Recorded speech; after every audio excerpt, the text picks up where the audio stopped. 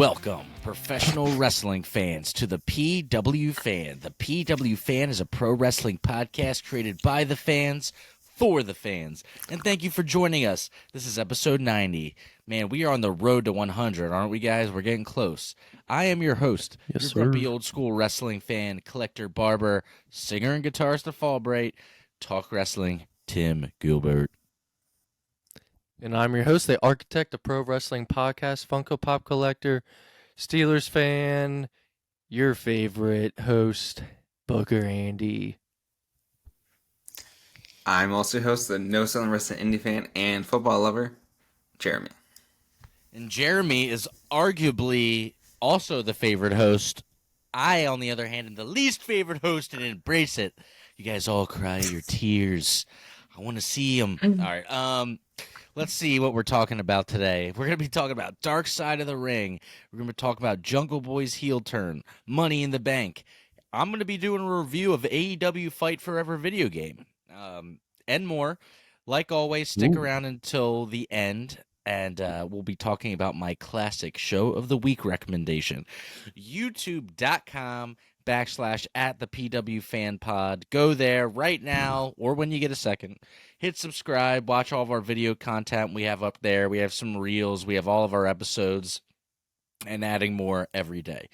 We have merch, prowrestlingtees.com/the PW Fan. Tons of different designs, some Booker Andy designs, some just pod designs in general, and then coming soon, the Jeremy shirt. So be on the lookout for that. And for all other social media, all you got to do is search at the PW Fan. So whether you're a TikTok, Twitter, or Instagram user, the only thing we don't have actually, guys, is Facebook. I just realized. But if you have any of those other ones, just search at the PW Fan, and we should pop right up, hit that follow button, and don't forget, stick around at the end of the show, and we'll talk about my classic show of the week. All right, well, Andy, episode 90, man, let's go. I'm gonna pass it over to you. Alrighty. First of all, I haven't even been to our Twitter in so long. Ever since I deleted my Twitter, I haven't had a need for it, so I don't even know what our Twitter's looking like nowadays. I still get on the Twitterverse and keep it updated. So yeah, this week we're talking about Dark Side of the Ring, Money in the Bank, Jungle Boy, like Tim said, and a bunch of other stuff. Before we get into Dark Side of the Ring, I was looking at the calendar. We got so close to episode 100 being our 2 year. Our 2 year is going to be episode 98. I thought it would have been cool if it happened to fall onto episode 100, but It's pretty close.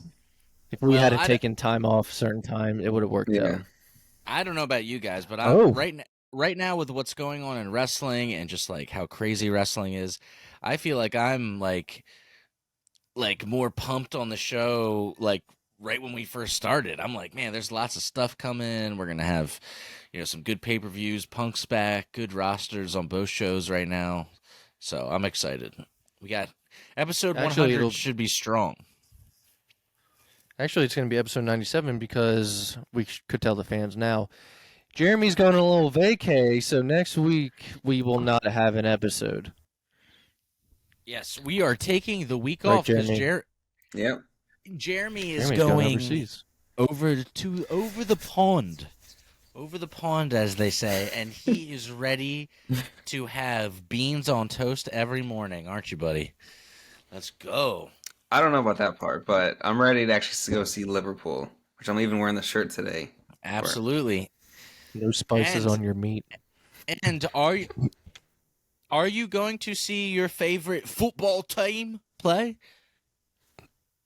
They're not playing in the summer, so no. But at least I get to see the stadium and kind of everywhere where they play. So well, yeah, cool. Over here the soccer isn't as big. I don't know when the season is, but Jeremy's gonna have a great time, and we're gonna miss him very much. I hope you have an awesome time, dude. So, thanks.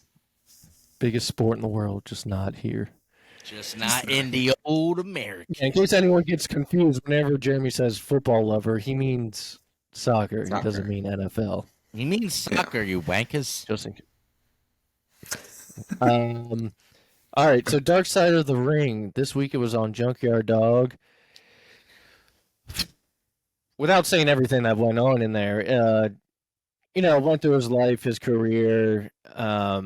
He was kind of a superstar. It seemed like that. I think there was a line in there that said he bleeds money, or the color of his blood is green, I believe. So he ended up leaving the territory for the money. Eventually, I don't think he can I became. interject real quick? I just want to say he got his You big can take over the entire thing if you want. No, I just want to say he got his big break from Bill Watson, Mid-South Wrestling, made him a huge superstar. He was a huge wrestler in Louisiana down south. He was like one of the most popular guys. Leaves that territory, goes to Vince's territory, the WWF up north, becomes a huge star up there as well. And again, unfortunately, it's I don't want to say. I feel like saying like, "Oh, this is my least favorite episode." He would never have become, though. They talked about this, the guy like he thought he could be, because at that time period they didn't push men of color in that spot. What's very I important to feel like note The at Rock that was time, like, well, the Ron Simmons was the first. Ron Simmons was the first WCW World Heavyweight champion that was African American. WCW, yeah, Right, but maybe WCW, but WWE, I believe The Rock was the first. You actually might be right. Now that I'm thinking about it, which is sad because the that old school didn't. wrestling fan, Tim. Well, I'm thinking about WWF specifically because I know that people that like Yeah. everything are gonna be like, he's not the first black champion. Obviously not. Yeah, I mean, I'm trying to think of world someone champion else. might have been The Rock. Now, if we're talking about world champion, yeah, it might be The Rock because I don't think Ahmed Johnson ever won the WWF title. I'm trying to think of some other guys. But see, Bill Watts won a Junkyard Dog in that spot, while Vince McMahon did not. You know what the sad part about that is? The Rock didn't win that title until what, 1998, 7, something like that. So it's like took that long for a black dude to become the WWF champion. It's like, my God, what the hell? I mean, it's still not that common, though. It's not super common. I mean, everyone makes videos nowadays. If you're a black champion, Brock Lesnar destroys you. But yeah, the Big E and Kofi Kingston. It was good to see those guys Lashley. both get it. Lashley, Lashley's a great example. Sure. I mean, in WCW, you had Booker T, but Booker T eventually did become, like, when he was King Booker.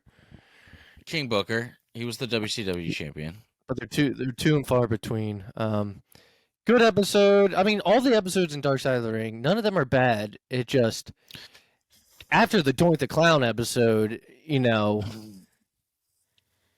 I feel like it was hard to top. Yeah, I mean, dude, when you're seeing a guy get his eyeball kicked out of his head, and then the next episode the guy just has like a drug problem, it's not as crazy. Yeah, I mean, unfortunately, he did pass away. He had a car crash.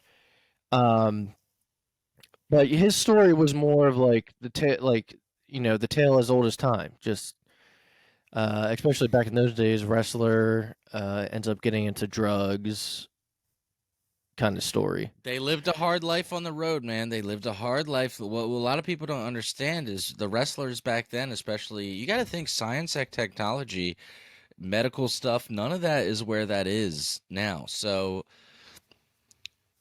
they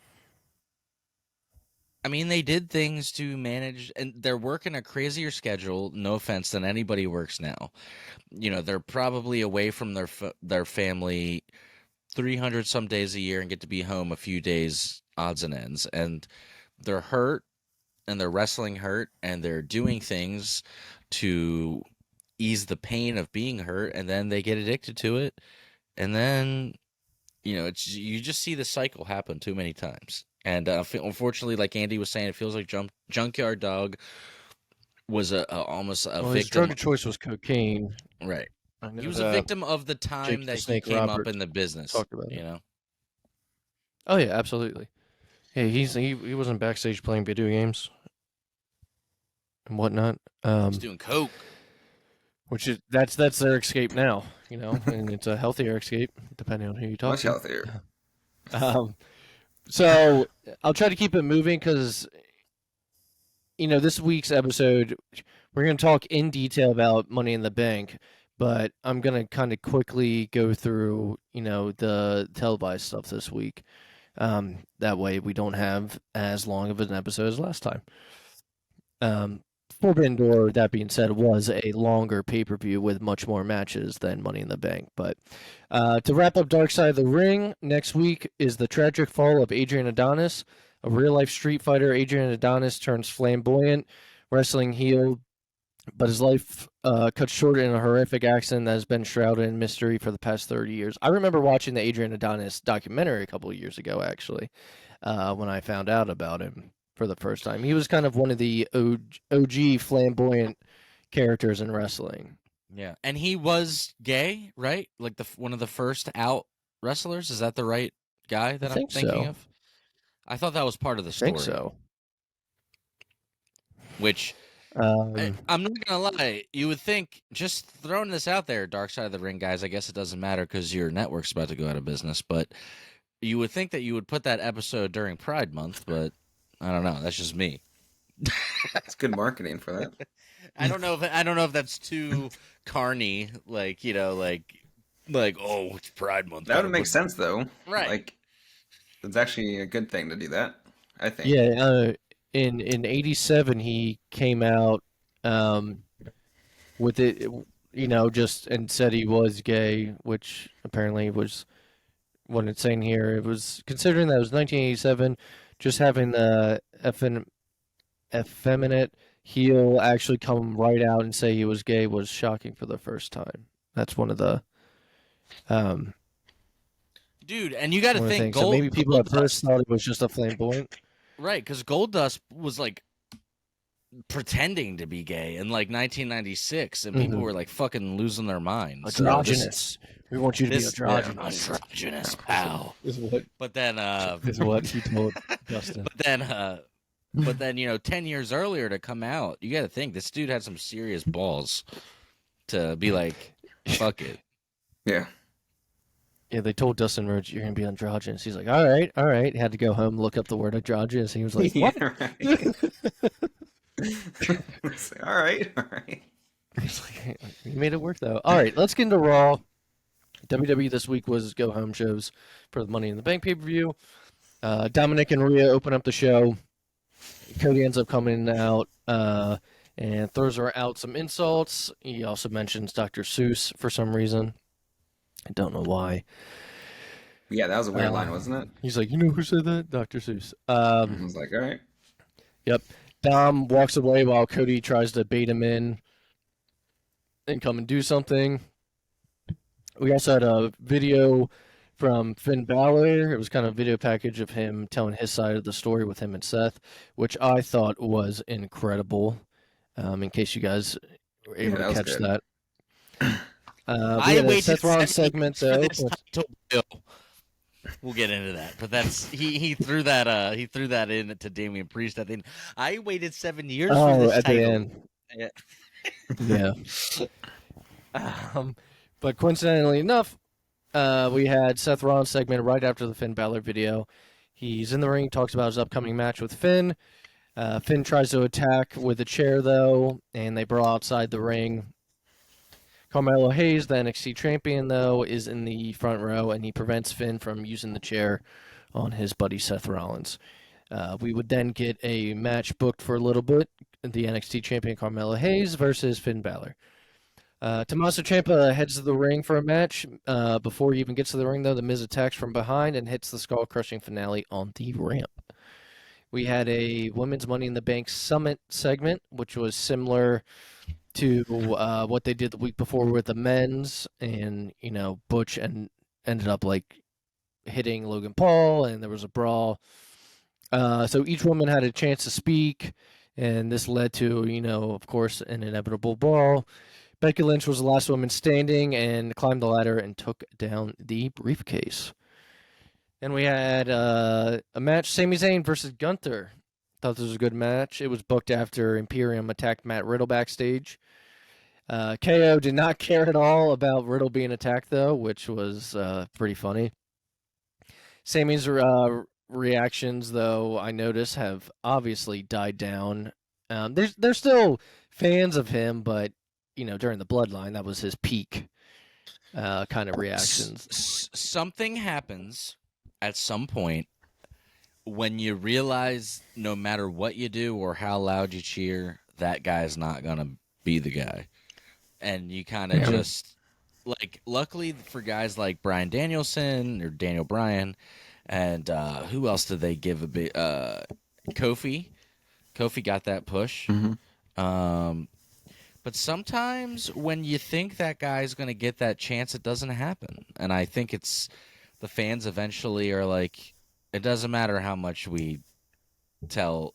Like LA Knight, it's not too late. LA Knight still has time. He could still. They missed a big one this Saturday, but yeah, they did miss one. They took a swing and a miss on that. But I think that there's still time. It surprised me. Yeah. There's still time before the crowd starts not caring, or not caring, but they give up because they're like, it's not working. Like, you're not going to push them, so we just can't do it anymore. Yeah. So yeah, Sami Zayn though and Gunther, they're still behind Sami. They're still behind KO. They're just Sami now. They've cheered Sami in the past, but now I don't think Sami's reactions are going to die down any more than they already are. I think this is the level, unless something picks up. But like, they're still, and that's the thing. I should have prefaced with, these guys are still over. Like, they're still getting cheered like crazy. But I mean, like, not everybody, but sometimes guys get that what they call white hot, where it's like you're so over. Like right now, like LA Knight's like almost white hot. He's like about to boil over. Where he's like, and that's especially when with London fans, Jesus. And I feel like that's when you gotta pull the trigger before the flame, quote unquote, starts burning out, and then people, you know what I mean? Like they're like, oh yeah, absolutely. Over on AEW, dude. Like we all love the Acclaimed.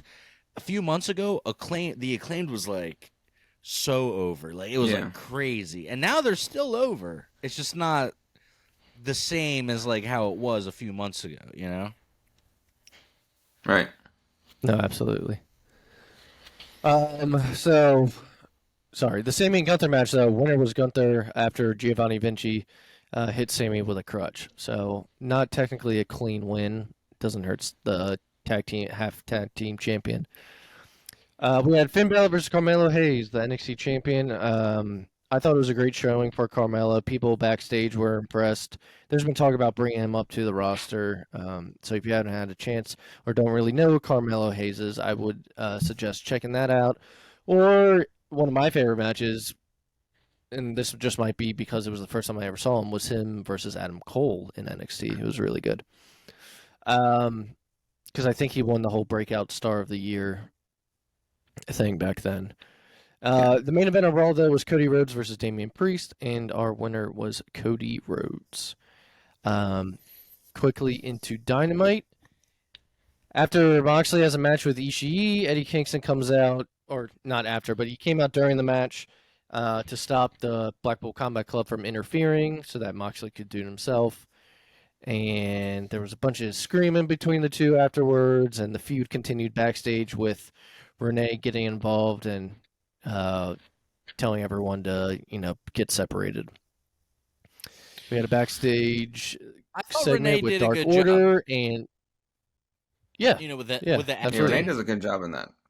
She did a good job. She does a lot better than like most backstage people. She's been trying to act, apparently, though. I also like how going out for roles. I don't know if it's because she's a woman or what, but Renee is also one of the only interviewers backstage. Like, what's his face? Like? No.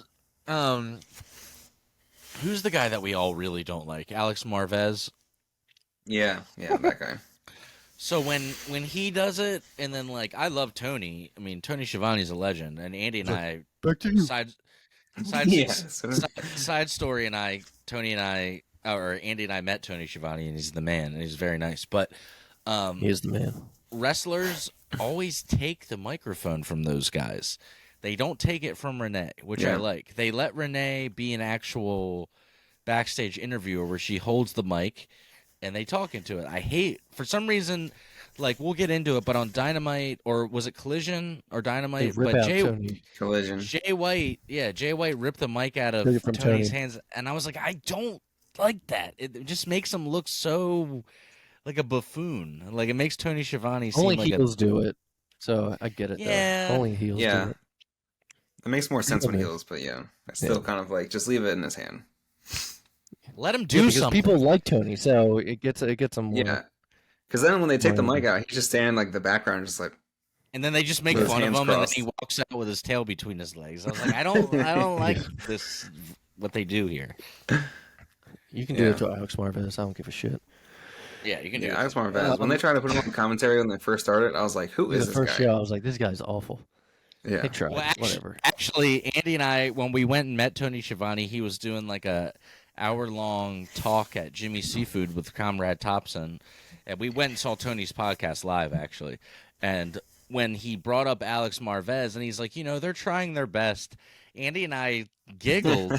We both like giggled a little bit, trying not to be dicks, but he definitely like looked over right at us, like, all We were right. close. We were really close. Yeah, we were like front row, and he was like, "All right, Yeah. like they're trying." And then a week later, he was on Dynamite, or a few months, and Andy and I were like high fiving, like we knew he was going to be there because he said that live that he wasn't going to do it. He was like, "No, I don't think so." I think he's like, they've been trying to talk to me, but he was like, I have a contract with like MLW or something like that. Yeah, oh, that's right. Yeah, when they first started That's what doing it. it Yeah. was. MLB. So yeah, the he was Dark a Order. baseball Oh. commentator.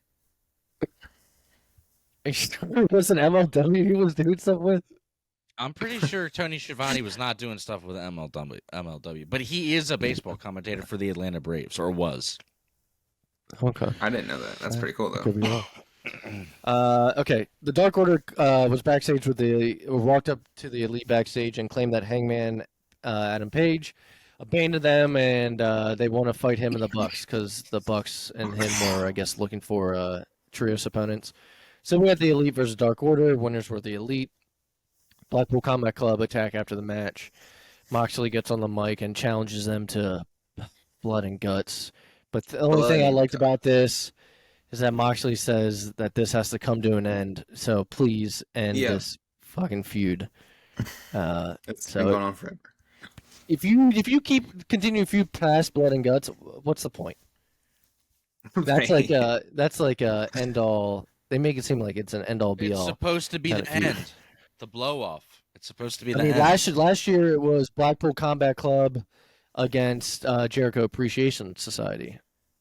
It's like Blackpool Combat Club with Eddie Kingston, against Jericho Appreciation Society. I know this now is it's Blackpool Combat Club. This is a side note, has nothing to do with the wrestling, but since we're just about to move on, I just thought I would throw it in real quick. Did anybody drive to Maryland and buy legal cannabis? Any of you gentlemen? Hey, it's No, I recreational now. Yes, it's completely rec. I went and did it today. Tim Very did. nice. That's It what was Tim's cool. bringing up. Even though you have your medical card, you're like, I want to try it out in Maryland for free. Or not for No. free. It just I wanted to live some history, dude. I wanted to go buy weed legally. It also is different because you can buy like some other things, but yeah, And that's pretty cool. I didn't know that.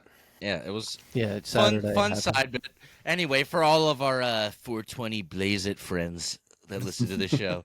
All right, Andy, All take of us our to Matt the Riddle fans that listen to the show. all of our Matt Riddle fans, bro. We're going to talk about Tim's favorite segment next, Jungle Boy.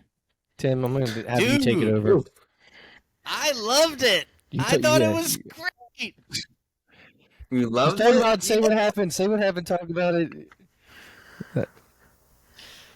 I Go ahead, Comes out, tells him to cut his music. we needed this. First of all, he needed this. He was more stale than a fucking townhouse cracker that's been left outside for a year. he needed this bad, and I liked it. I think in the first minute or two, He was uncomfortable, but then Agreed. once the fans were kind of like booing him, and he was like, I don't know, you guys don't like me anyway. He just was like, all of a sudden he like hit a He's like, this is switch. who I actually am as a He person. like, I don't Yeah. know if you rewatch that And I'm promo. begging the hottest bitch in the back. If you rewatch that promo, he's uncomfortable the first half, and then I think something happens where he kicks it into high gear, and he is feeling it by the end. And I thought that was great. He's in the beginning. I agree. He was like, I was like, he's not all the way there yet. And then all of a sudden, I don't know if he got pissed or what, Fans but got like behind it. something happened midway through the promo where he switched to gear and was into it, and I was like, all right, there we go. That's what we need. It was almost like once he was in the ring and he got a little more comfortable. Like when the walk down was not good. No. But I think he's gonna get there. I mean, this was day one. Couple weeks. He's more. wearing his dad's famous jacket. This is what I was telling Tim. I said, you need to drop the Jungle Boy. The Jungle Boy is a babyface fucking name. Yeah. Just go by Jack is. Perry. Jack Perry, just be a dickhead. Get rid of your fucking lame ass boots. Your fucking Lame ass boots. get rid of your dumbass sideburns. Yeah. He put on that jacket and put on some shades, and now he's a new person. I don't know. We'll see. I'm I'll with be it. open minded. Maybe he goes full. I'll be Well, he open-minded. was wearing the Luke Perry aviators too, so I'm like, I wonder if Yeah. he's gonna Yeah. like do a little bit of his, like if his dad was like, you know what I mean? Like I'm kind of like into that. Like I like that idea. Like he's like taking his dad, but then like mixing it with like a heel character kind of. It's cool. I'm with it so far. Let's see where Yeah. it goes in the next month. Keep an open mind. I'll keep an open mind. I mean, now if he wants to get back with Luchasaurus, it would make sense because they're two heels. But They should stay apart. yeah, well, he got the I- Christian thing going on. I weirdly do like we'll get into it. I kind of do like the weird Christian thing where Christian's like, I'm the champ, but then like he's like, we're the champ, and then like, yeah, I kind of Yeah, like. I mean, I like that too. I like it. Our main event, which I did not care for, Sting and Darby versus Painmaker, Chris Jericho, and Sammy Guevara. Yeah, that's Painmaker Chris Jericho. I never got that. I didn't think it was a good match. I wasn't a fan of it. The only spot I liked was Sting jumping off a ladder at 62 years old. Yeah. But winners were Sting and Darby. Hoping this will end soon, please.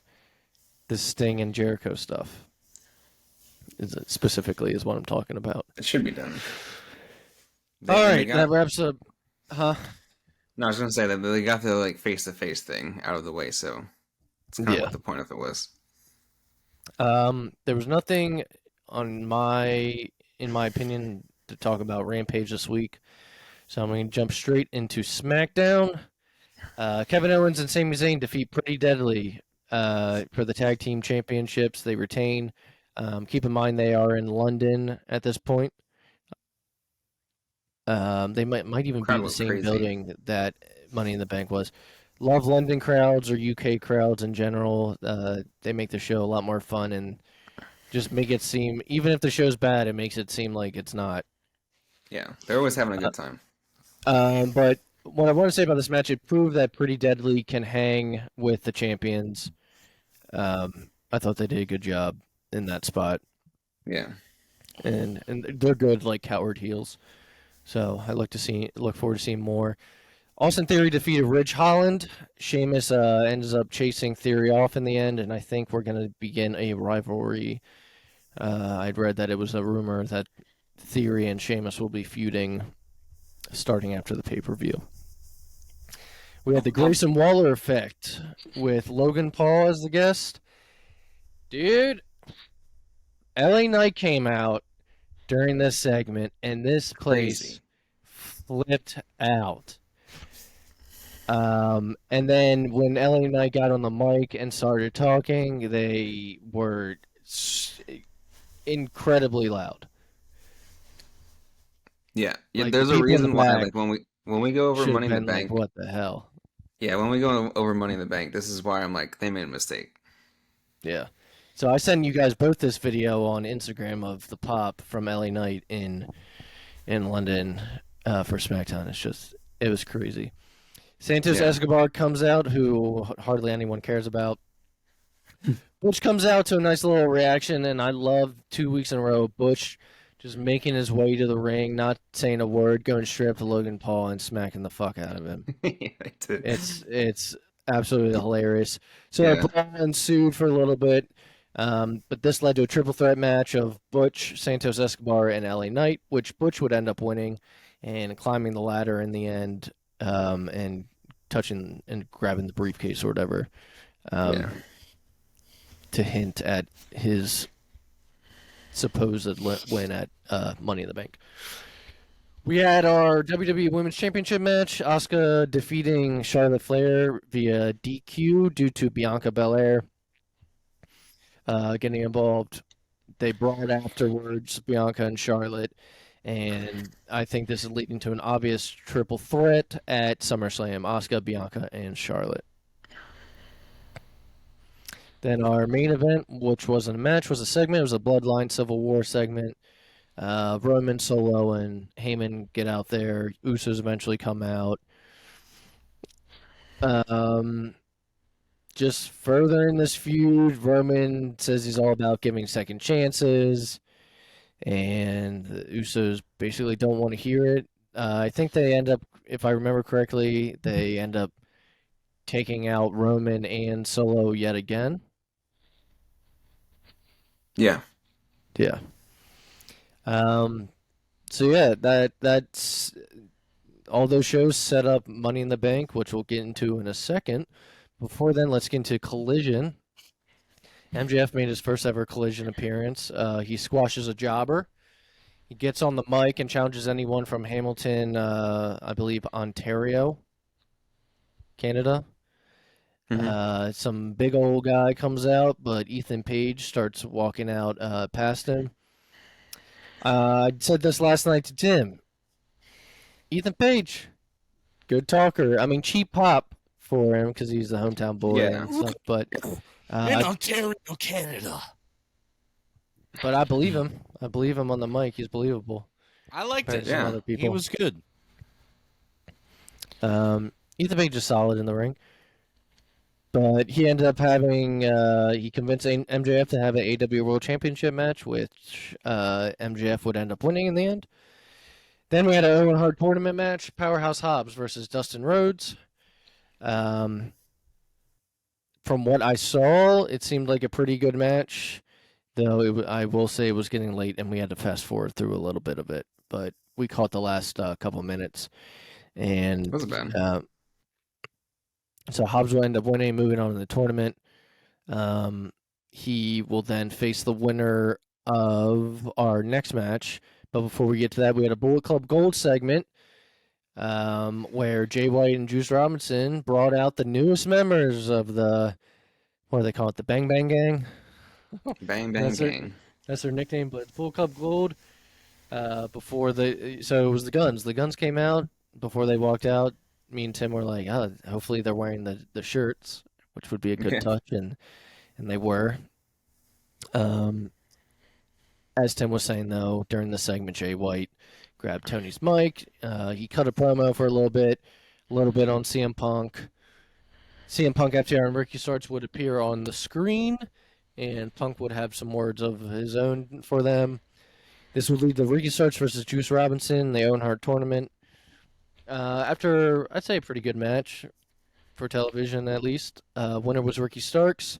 Ricky Starks will then face Hobbs, I assume, next week to get to the finals. But after the match, Bull Cup Gold surrounded the ring, and FTR and Punk would end up coming out. And I believe I was about to say Punk would stay out there, but I think we had a Chris Statlander match before the main event. But But the main event was Roderick Strong versus Samoa Joe, Owen Hart tournament. CM Punk on commentary, though he didn't talk that much because I think he was too invested in the match and was actually watching it. But after what I thought was a good match, I like both guys. It was a good match. Winner was Samoa Joe, who kept eyeballing CM Punk basically throughout the entire match. But afterwards, he did some kind of slam towards Roderick Strong on the chair, right? It wasn't a chair shot; it was a slam onto it, and they brought out the paramedics, put on stretcher. Adam Cole would run out, and the show Punk would was go still. off I the air. thought for a second it looked like Punk was going to do something to Adam Cole because he was like kind of walking around him. Yeah. But yeah. So we on our tournament semifinals are Punk versus Samoa Joe. Winner of that will face in the finals the winner of Hobbs and Ricky Starks. Yeah. So that's where we're at with that. Now let's get into Money in the Bank. Dun, dun, dun. Money in the Bank opened up with a men's Money in the Bank match. It's a great way to open Contestants, I thought it was great. Logan Paul, Ricochet, Shinsuke Nakamura, Damian Priest, LA Knight, Santos Escobar, and Butch. Again, the roof blew off when LA Knight came out. So I'm going to first say the winner. The winner was I would have said would be the third pick. I think all of us said Logan Paul last week would have won. Then we would have said LA Knight. So my third pick would have been Damian Priest. Damian Priest, coming off of, I guess, his what is called a breakout performance at Backlash against Bad Bunny. Yeah. He probably won. This is the biggest win of his career. But yeah, he beat LA Knight, who, I think he still benefited in the match considering the crowd reactions during the entire thing. Oh yeah. Even if he did lose, the crowd was behind him the entire time.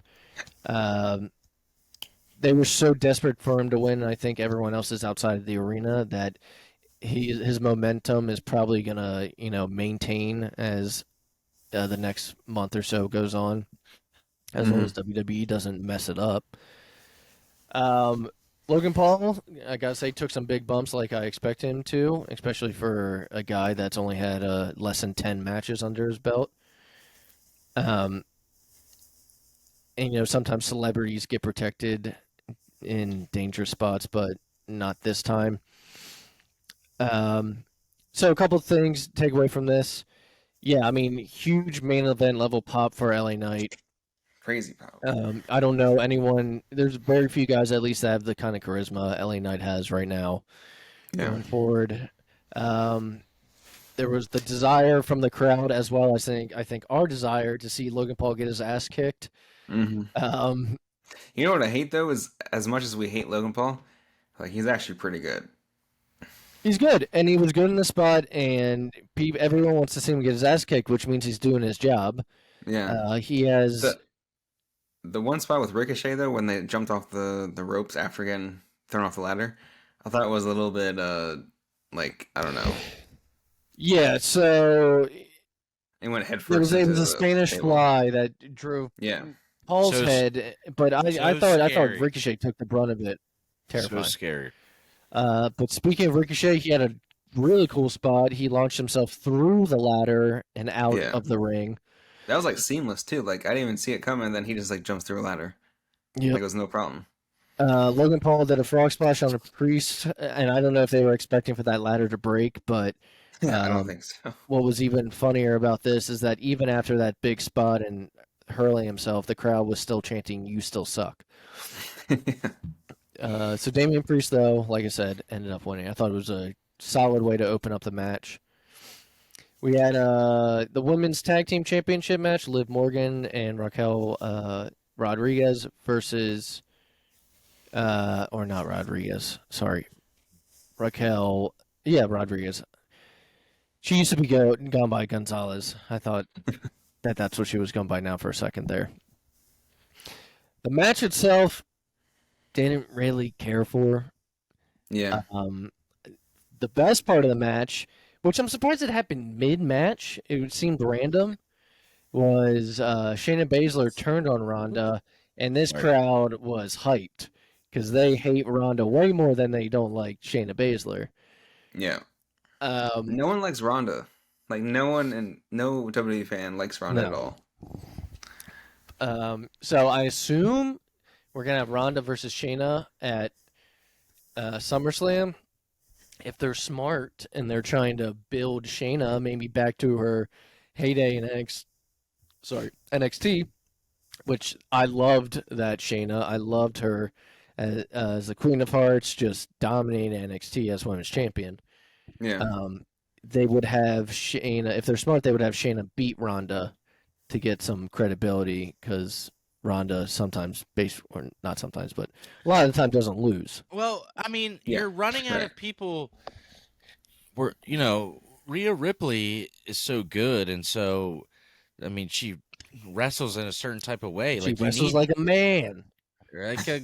That's why you like her. That's why you like Charlotte. I'm not saying you're wrong, but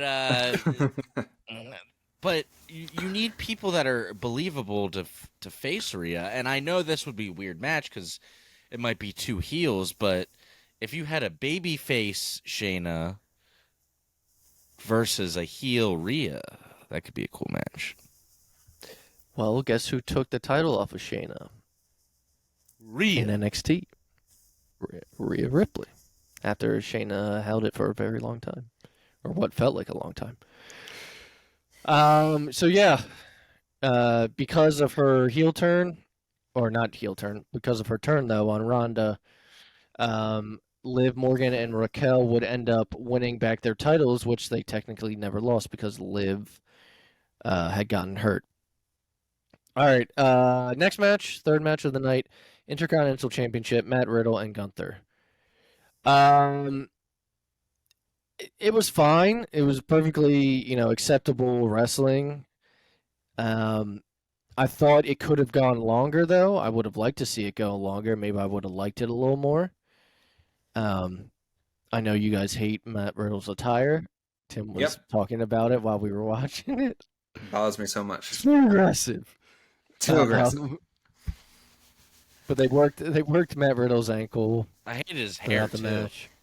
I don't like that. I know it's like an MMA thing.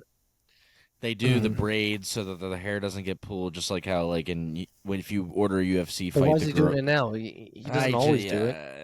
I don't know. Funny how he did it right after Daniel Bryan or whatever. That guy. Brian decided, Danielson. that guy decided to do it. The Bryan guy. Yeah. But there, this show was full of surprises, and so one of them being after the match was over, again the lid blew off this place with Drew McIntyre returning. He's from the UK, and so if you remember, they were really hyped for him at Clash of the Castle. He returned, hasn't been seen since his triple threat with Gunther and Sheamus at Mania. He came out, leveled Gunther. Now, Gunther had just been through a match. So it was a rare moment of weakness, but, Gunther was a little beat up.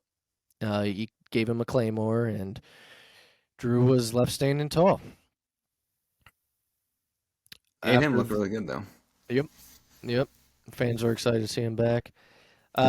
Next, we had Cody Rhodes versus Dominic Mysterio. I think before the podcast, Jeremy, I'd said this match would have been it was good for, I'd say, like if it was on TV, I'd been like that's a really good TV match. Yeah. It was fine for pay-per-view. What was so much better than the match was Cody's entrance and the crowd singing the entire song. Oh, because that's what they do over there, though. They just love to sing. By the way, before we even get to the main event, this crowd never lost its steam. Yeah, that was insane. The entire time. It was almost a 4-hour show. Yeah. Now, I was surprised Brock Lesnar did not get involved in this match at all. Yeah. But he wasn't going to come over for that for one spot. Some takeaways from it. Dominic Mysterio got to get in there with a main event guy, which does nothing but good things for Dom as a performer. Yeah. Cody Rhodes gets a win after his loss to Brock Lesnar. And so I think, what was it, Tim? Last night, didn't you say, you're like, Dom's good, just admit it? I was like, I know. I'm not denying it. I've been saying it since Mania about how much Dom's better he the is. man. The man. Dom's not the man, but He's not the man. He's the he's man. great at his character, and he obviously can hang with main guys. Future But Cody would end up champion. winning this match. Future WWE champion Dominic Mysterio. Now, what happened next? Literally, me and Tim looked at each other. We did not expect this at all. Cena's music hit. Oh yeah. John Cena's music hits. We were sitting there like, what? We were hyped though. And so John came out, and the whole point of it was to basically let them know that, I mean, he didn't confirm it, but why else They would you wouldn't have have him done out it. there? Yeah. Saying that Mania at some point is going to be over there. I know it's not this year because this year is Philadelphia. Yeah. But do you think it's Yes. because yes, Tim was talking about it last night. yeah. Yeah. So Tim was like, Vince doesn't want to give one up. He's like, oh, you think you can Yeah. do Wembley? He's like, I'll sell it out even more than you did. Yeah. And so, It's definitely going to be in the same exact stadium too. Oh yeah, isn't Wembley the biggest over there in Yeah. London? Yeah. Yeah. I think in the whole So- UK actually. Really? Oh yeah. Yeah. It's and when people do stuff like pay-per-view wise over there, people show out.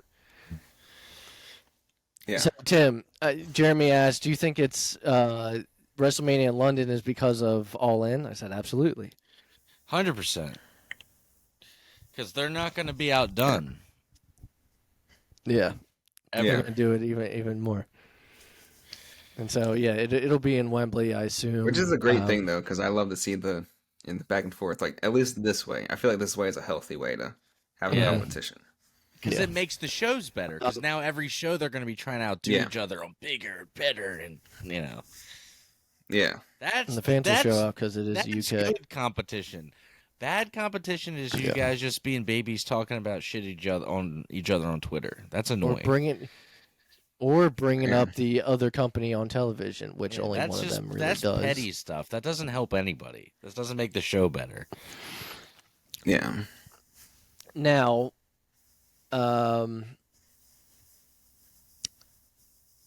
so I lost my train of thought. Oh well, Grayson You're Waller back would in. end up coming out. Grayson would end up coming out. Grayson Waller has a lot of heat with the fans, so they were booing the shit out of him. Grayson Waller basically, look, that man can cut a promo on John Cena, not fumble, not seem nervous. So good for him. He did some cheap heat, though, basically. Australia, mate. And what do you say? He's like Grayson Waller effect at Mania and have John Cena, and he's like, okay. So the best part of this whole segment, by the way, was Grayson Waller. What do you say? He's like WrestleMania Australia or something like that, and John Cena's like, say it again. He's like WrestleMania in Australia. He's like, how about I enjoy lunch with my friends or something like that. Yeah. Which is obviously the viral video that went out with Cena lately. Of Yeah, that was him. funny.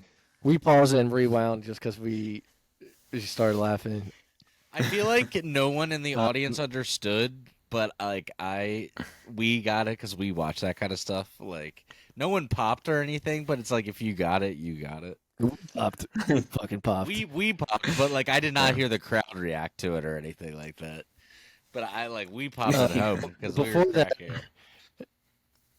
Cena makes me laugh. Before that, Grayson Waller was like, "Yeah, I'm gonna have you on Grayson Waller effect," and Cena's like, "No," and then he starts to walk out, and then like He's Grayson like, Waller stops him. So he's like, so no WrestleMania in London, and he's like, no, yeah, absolutely not. And he's like, and you want me to be on the Grayson Waller effect so you can give me a rub? Yeah, I'll pass. "Oh yeah, exactly." I know he says, he goes, I'm a pass. And he goes to like walk by him. And that's when he says, no one says no to Grayson Waller. And he says, come again? He said, no one says no to Grayson There Waller. you go. How about I enjoy some time with my friends? Yeah, the crowd. It seemed like a quarter of them maybe got it, maybe less than that. Yeah. But I thought it was hilarious. But it was, It was good. dude, as crazy as it is. I mean, during the PG era, for the little bit I saw, and I know you guys, like, it's like our reaction to Cena now is complete opposite that it was like Totally during that. different. Like, I couldn't help Cena. but to smile at his music. John Cena I was makes like, John "Oh." Cena's like I was like, John Cena makes you like happy to see him. You're like, oh, there he is. There's John Cena. Yeah. It's like he's And now he does. Before it'd be like, God damn it, he's coming out again. I'd be like, he's I'll won tell you, the I don't title get that again. reaction with I don't get that reaction with Hogan, which some would say is the couple of decades before Cena, the Cena Yeah, well, of that time. the difference is that Cena's not racist like Hogan. This is true. Let me tell you something, dude. You can do whatever you Is- want, is- brother. Hulk But racist or is Terry racist? Hulk Hogan loves everyone, dude. So it's Terry. Okay. So yeah, I like this segment. I thought it was fun, and it was nice. It was Yeah. kind of a cool down before the next match, which was the women's Money in the Bank ladder match. So this match we had Io Sky, Trish Stratus, Zoe Stark, Bayley, Becky Lynch, and Zelina Vega. I thought Trish did a decent job for her first ladder match ever, considering Yeah, they which is never crazy to think did about. during her career. Yeah. Yeah. I didn't even realize that until they said that again. Yep. I was telling Tim, minus I think the match hadn't even started yet. I was like, I think Trish is better now in the ring than she was back then. I don't know if it's because the people she's getting in the ring with are just more advanced in wrestling wise, but I think so. But it's also like I think they also let the women do a lot more than what they used to do. so I think she was my pick, but Io Sky ended up winning. I was really happy to see her. I think my reasoning for it last week was because of her reaction at Backlash. If you remember that against Zelina Vega. Yeah. Crowd was hot for her. She did or against Bianca Belair. Sorry, Zelina wrestled Rhea at Backlash. Crowd was hot for her. She did a great job. And so Io Sky would end up winning, which I assume now we're gonna get Bayley versus Io at some point because Bayley will be jealous Bayley. I think, yeah. Well, that's what we kind of all felt like. You picked Io Sky, right? Because both Tim and I picked Bailey. But we all knew where like That's something was right. going to happen between them. So a couple takeaways. Fans in the UK forever will love Bayley and sing. Yep. Sing for her. Did you guys see Becky Lynch and Trish Stratus team up momentarily to powerbomb Zelina Vega? Yeah, that was cool. This spot, Those were- we rewound for Tim's wife and said, "Why don't you do this?" It was Zelina Vega did her co-red, which is basically a sunset flip, onto the ladder to Zoe Stark. I said, yeah, babe, you could do that was that. a crazy spot. Yeah. Bailey at one point No would big deal. dump Io Sky My off wi- the my- ladder, which would cost. My wife is very tough. I have no doubt that she could do that, but I don't think that she wants to. Why would she want to though? Yeah. Right. But yeah, Bailey would dump her, damage control buddy Io Sky off the ladder, which would cost her that. But to get back at her, this is how the match ended, which I kind of liked. Now I don't remember. I missed it somehow. Becky Lynch getting handcuffs on her in the first place, but to end the match, Becky still had the handcuffs on her, and she would handcuff Bailey and Becky to get through the ladder and then climb on Bailey to go grab the briefcase. Yeah. What do you think about the ending? I liked it. I thought it was a great I finish. thought it was really cool. Yeah. That was well done. And I'm glad Io ended up winning. Okay, so our next match was the World Heavyweight Championship, Seth Rollins versus Finn Balor. I really like this story. I'm invested in this story as somebody that saw their original stuff go down 7 years ago. I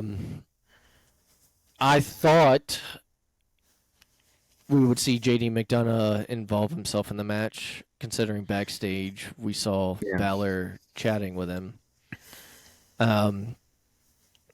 First of all, Balor and Seth have really good chemistry in the ring every time they get in there, which we've seen a couple of times, whether it's a tag match or a one-on-one. It's really good. I felt like it could have gotten a few more minutes though, just because of how good they are. Yeah, that's what I felt too, because I felt like it kind of just ended. Like I feel like they were starting to get into the ending when it did end. I hope it's not over, and I want them to do it at SummerSlam just to come full circle, SummerSlam to SummerSlam. Yeah.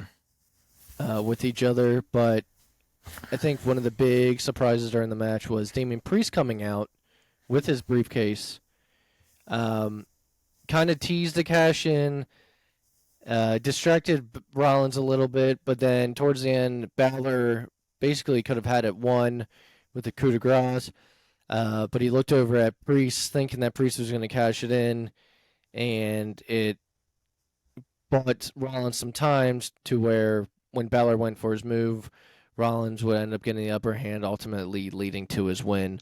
And as Tim said, they would argue afterwards, and he would say, what exactly, Tim? 7 years? He said, 7 years. He said, I've been waiting 7 years for this, boyo. Where were you at? No, I don't know. But he said something like that. I've been waiting 7 years. To all of our Irish listeners, I'm very sorry.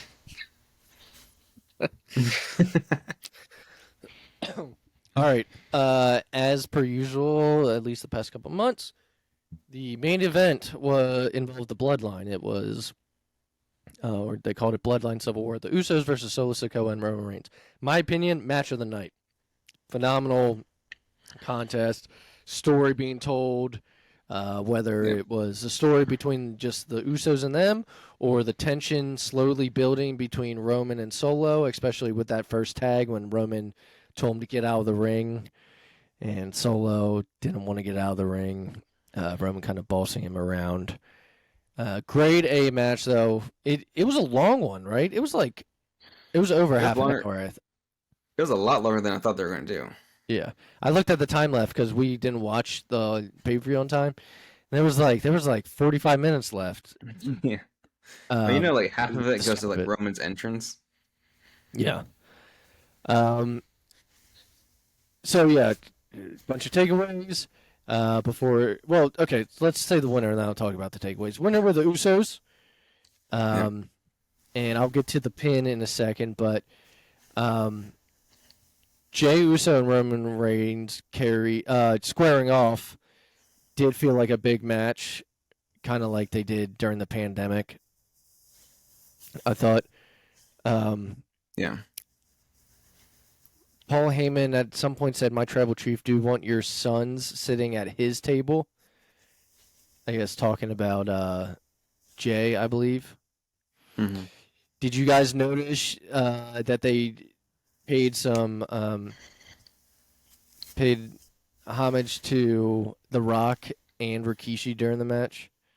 Yeah, I thought that was really cool. Yeah, the slap punch, and then the slaps from The Rock. Yeah, slap punch. Yeah.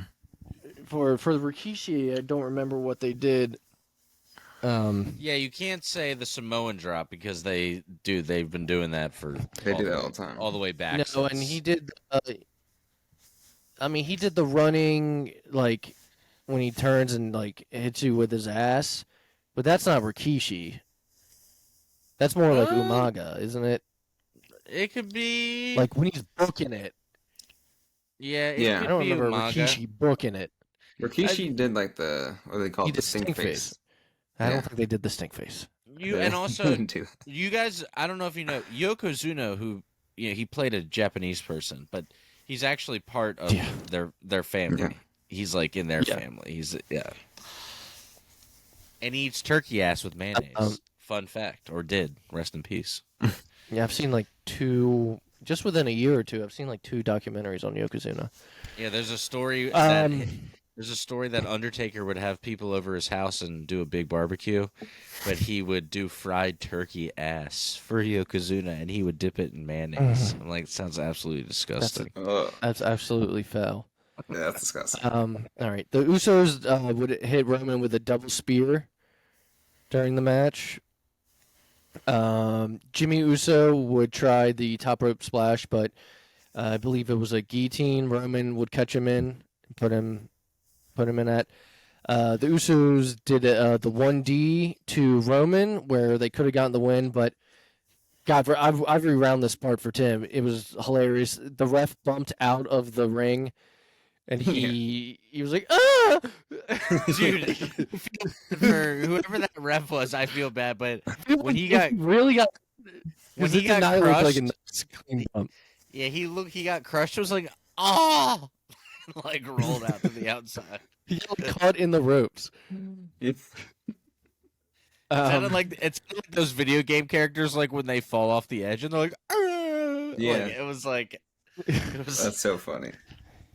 In the end, though, Jey Uso would pin Roman, and this would be the first person to pin Roman since, I'm looking at it, December 15th, 2019, which Baron Corbin recently on NXT has bragged about being the last person to do so.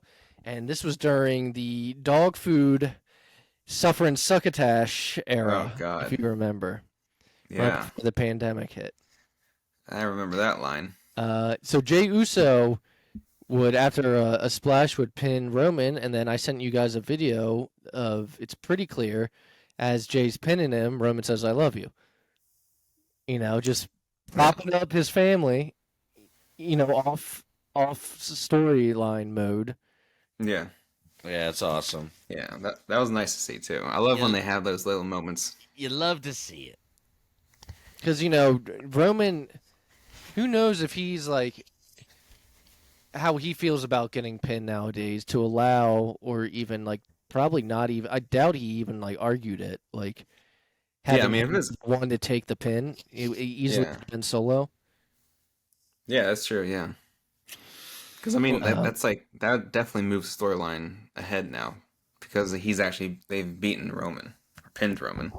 So I wonder, do we get Jay versus Roman again, but at SummerSlam this time in front of a crowd? Jay's good. Jay did a sequence during this match that I was like, God. Yeah. I was like, smooth. Yeah, and then, like, you know, Usos might be like the best tag team, in my opinion, active in wrestling.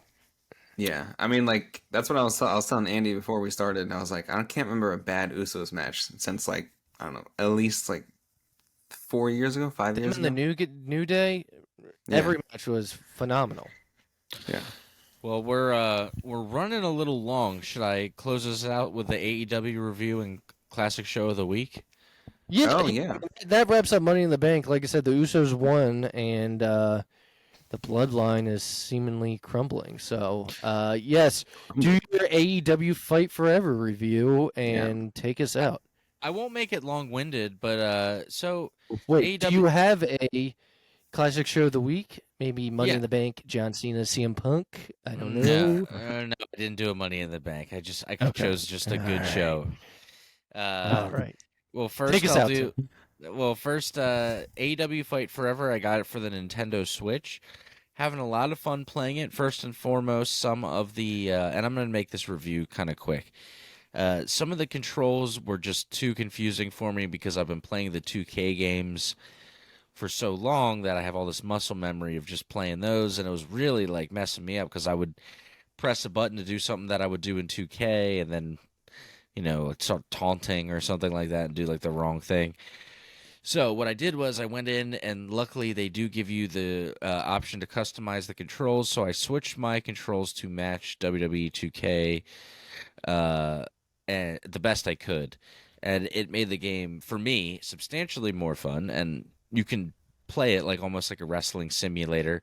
It is not as smooth by far as a 2K game because those games are meant to really make you feel like you're almost like immersed in like I feel like you're in the match almost, where these are more of like fun.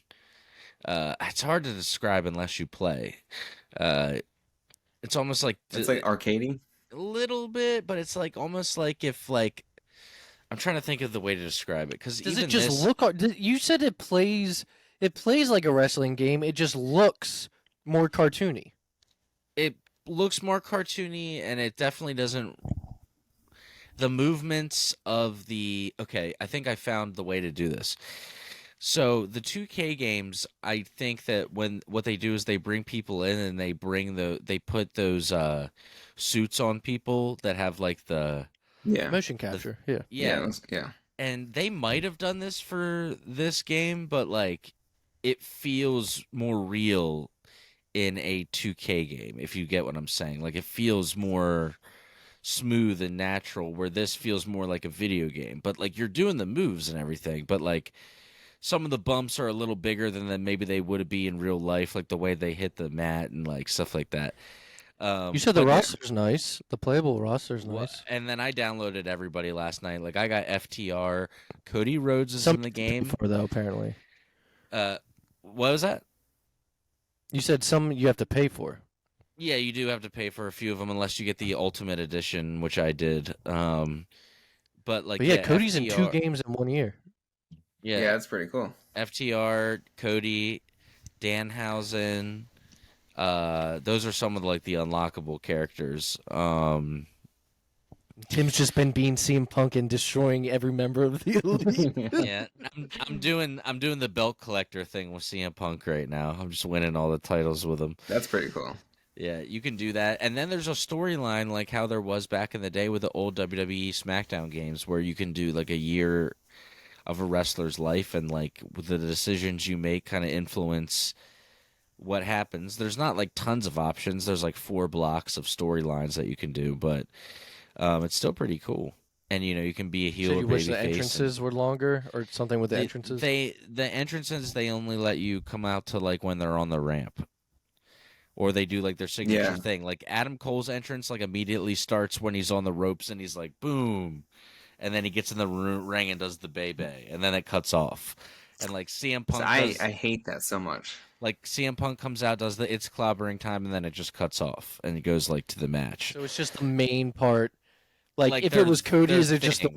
whoa, and then it's like see ya? Yeah, Yeah. Cody's is him coming up through the floor. The da da da da da da Is da. Jericho's just the whole audience singing his song? I've only played as Jericho once, so I have to go back and see that. But so yeah, it's a fun That's all you game. need to play. Man. Look, if you're looking for an immersive experience where you're like, oh, this is like some people like Tony Hawk Pro Skater, some people like Skate. There's two different things. Yeah. One is like more like the cartoony comic book version. One's like super realistic. If you want it like a super realistic wrestling game, especially for PlayStation 5 or PS4 or Xbox One or 360 or not 360 or Xbox One. 10 years ago. And Uh, Super Nintendo. 64. If you get to WWE 2K, but if you like the AEW roster and you're okay with it being like maybe like just more. Surprisingly enough, you haven't even gotten 2K yet. Okay, for The instance, new one.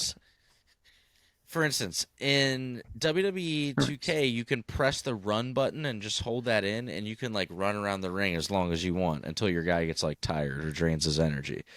Where this, if you throw him into the ropes, you have to just like tap the run button, and he'll like run towards the person. You can't just make them run. You know what I That's mean? what makes like it arcadey. yeah, that's where it's like more arcadey. It's There's things simplified. about it. Yes, things about it that make it more arcadey. But yeah, so that's my terrible review of the game. But overall, I had I'm having fun playing it. I think it'd be great as a Switch game. Something which that's how I play it. You pick it up, you put it down. and you're not expecting a ton out of the graphics. Classic show of the week is Mind Games in Your House. And I was going to read you some of the, and this is a classic show, I'm going to read you some of the matches here. Mankind versus Shawn Michaels. That is the main, sorry, I dropped my phone. That is the main match that, I'm sending y'all there to see. But okay, you got Marty Jannetty versus Savio Vega. Savio Vega coming out again and facing Justin Bradshaw, aka JBL. Jim Cornette versus Jose Lothario in a manager's match. What? Yeah. The Smoky Guns, Billy Gunn and Bart Gunn versus Owen Hart and British Bulldog. Mark Henry versus Jerry Lawler. The Undertaker versus Goldust. Mankind versus Shawn Michaels. Triple H versus Jake the Snake Roberts. Mark Mero versus Farouk, and the main event is Psycho Sid versus Big Van Vader with Jim Cornette in his corner. It's one of the best WWF shows of all time. It's rated, so go watch it. Really good show. And this was episode 90. We're gonna miss you guys next week. I hope you all wish Jeremy good luck across the pond, as they say, and that he has a great time. We'll see you in a few weeks, guys. Hope you all enjoyed. Take care and have a great week.